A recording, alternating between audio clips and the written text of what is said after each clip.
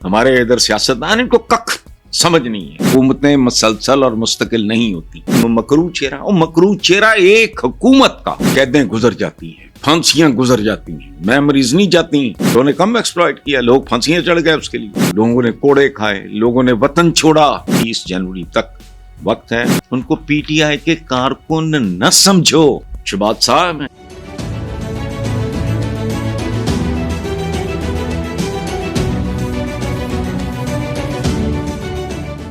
Next.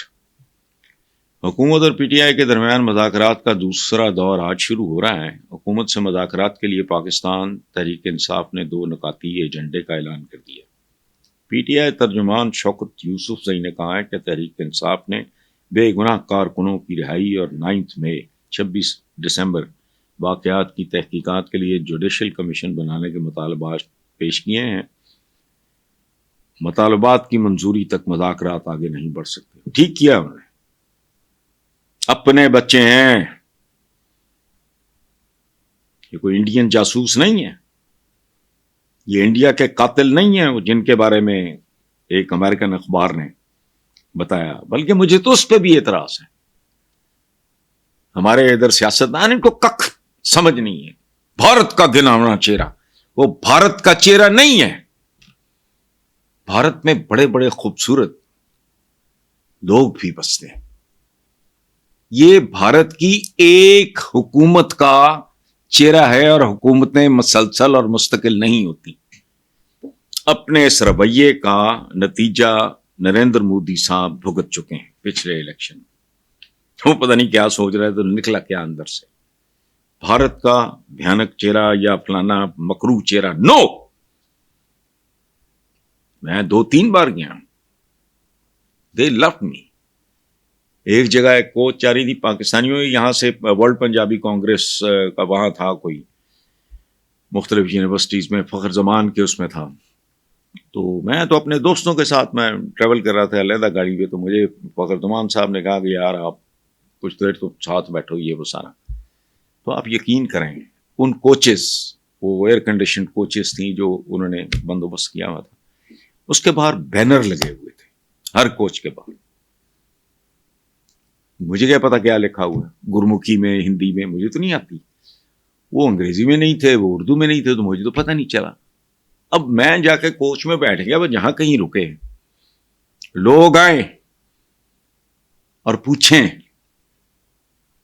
ਭਰਾਓ ਤੁਹਾਡੇ ਚ ਕੋਈ ਸਿਆਲਕੋਟ ਦਾ ਹੈ, ਕੋਈ ਮੁਲਤਾਨ ਦਾ ਹੈ, کوئی لائلپور دا ہے, کوئی لاہور دا ہے.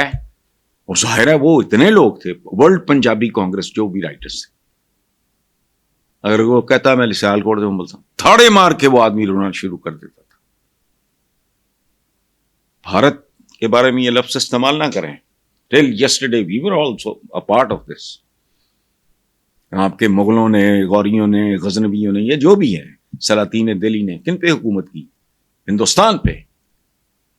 اس کے بعد پاکستان بنا. ان کا جی مکرو چہرہ, اور مکرو چہرہ ایک حکومت کا, ایک سوچ کا. وہاں بہت بہت محبت کرنے والے لوگ ہیں. میرے جیسے آدمی کے ساتھ نا میرے کو لینا نہ کو دینا. چند مہینے پہلے مجھے سجاد گل صاحب نے, ان کے والد بانیوں میں سے تھے پاکستان کی فلم انڈسٹری کے, آغا جی گل ان کے بیٹے ہیں, انہوں نے مجھے کہا کہ آپ, میں ان کو بھی نہیں جانتا, میں اب تک بھی نہیں ملا ان کو. انہوں نے کہا انڈیا کے جو سپر سٹار, اپنے وقت کے ٹاپ کے ڈائریکٹر, پروڈیوسر, ایکٹر, کرانتی جیسی موویز اور وہ تیری 2 ٹکیاں دی نوکری, میرا لاکھوں کا ساون جائے, وہ آپ سے بات کرنا چاہتے ہیں. اب میں ان کو منوج بھائی کہتا ہوں. آل لو.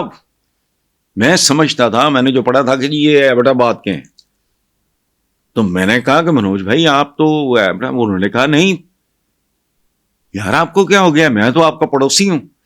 ہمارے زمانے میں پہلا بیبی جو تھا اس کی ڈلیوری کے لیے خواتین اپنے میکے جایا کرتی تھی. تو I was born in Abbottabad, لیکن میں تو جنڈیالہ شیر خان کا ہوں.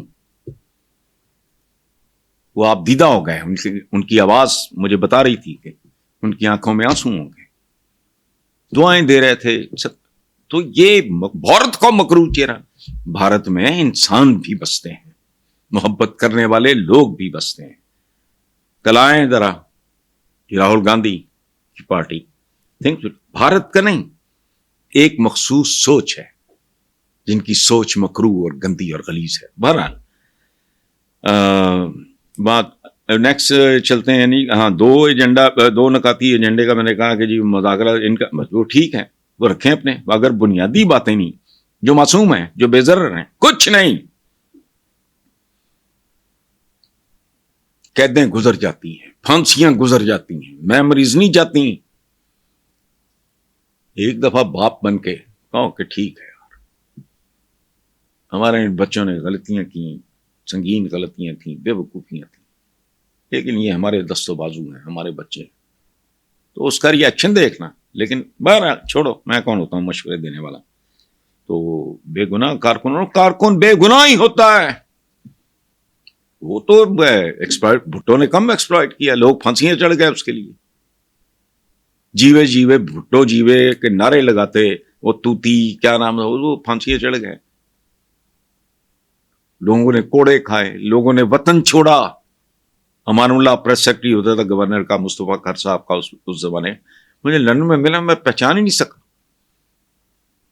جب تک انہوں نے بتایا نہیں. میں تو اجڑ گئے لوگ بہت سارے. کارکن معصوم ہوتا ہے، ان سے چھوڑیں، نہ کریں.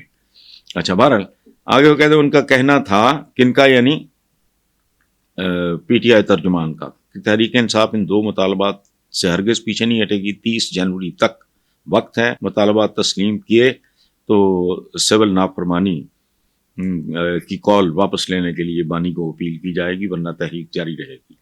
دوسری طرف بانی پی ٹی آئی نے مذاکرات کمیٹی کے اراکین کو قیدیوں کی رہائی پہ سمجھوتا نہ کرنے کی ہدایت. میں تو یہی کہوں گا کر لو. ان کو پی ٹی آئی کے کارکن نہ سمجھو.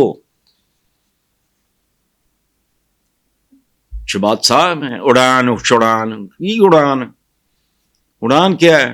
وہ تو چیل بھی، وہ تو آدم خور گد بھی اڑان. تو ظاہر ہے جن کو لفظوں کا انتخاب نہیں آتا وہ فیصلوں پہ کیا کریں گے. ادروائز یہ پی ٹی آئی کی گود میں پیدا نہیں ہوئے. یہ سب بچے پی ٹی آئی کے قیام کے وقت یا ہوں گے ہی نہیں، یا ہوں گے تو 2 4 5 10 سال.